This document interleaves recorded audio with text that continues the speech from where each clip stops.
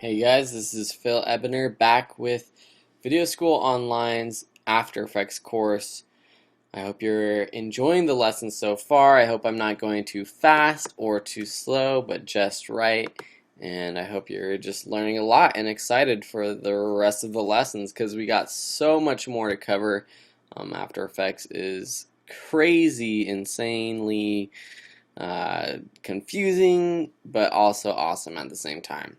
So in this lesson, I just want to show you quickly how to place your footage on the timeline and the basic edits or ways to edit your layers. So previously I had imported some textures, so I'm just going to show you how to place them on your timeline. So you can just click and drag and drop them on your timeline down here like so. And then as you can see, it placed it on my timeline, but I want to move it so that it is at the start of my timeline. I can also just stretch out the end by going to the end of the clip and clicking and dragging when you see the double sided arrows. So now I have my brick wall. I can also, I'm just going to delete this by clicking on it and pressing delete. I can also just click and drag and drop it right here in the middle of the composition. So now I have this layer. And so the basic edits, well, with your pointer tool or your selection tool, you can, change the size of it. You can move it around. You can rotate it with the rotate tool. And then the last basic thing is opacity. But another way to get to all of these editing options is on the timeline. And in the next lesson, we're going to go over more about all these different things. But for now, let's just, on our brick wall layer, click this triangle, which brings down another option called transform. I'm going to click that triangle next to transform, and we have a few different options. So as we move this around, you will see these numbers change for position. If you increase the size, you will see the size change as well.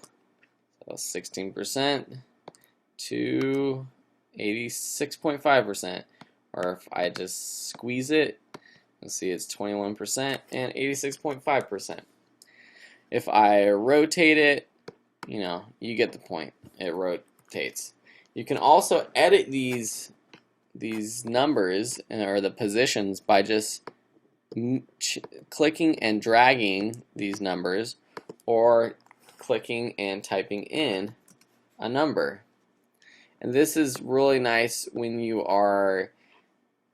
just want to move something along the y-axis or the x-axis, axis, sorry, and you don't want to mess around with the other axis. So you can play with the position, you can play with the anchor point, which again you can change with the pan behind tool. You can play with the scale, you can play with the rotation, and here you can play with the opacity, which is pretty cool. So this also, you can use hotkeys to bring these up, and so we're getting a little bit into the timeline, but I'm just going to go ahead and talk about it right now.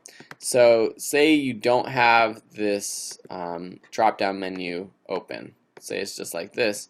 If you have this layer selected and you press S, it will bring up scale. And then you can edit scale that way. If you press R, it will bring up rotation. And you can edit the rotation. P will bring up the position. A will bring up the anchor point. And T will bring up opacity. Also, you can remember T for transparency and edit it that way. And so that is how you add layers to your timeline.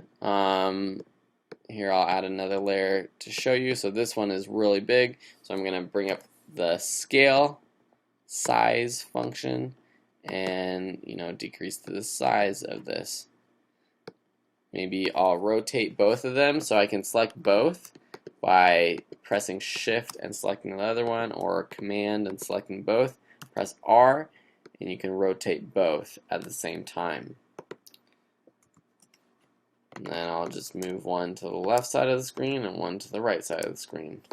So that, this could be the beginning of some sort of video.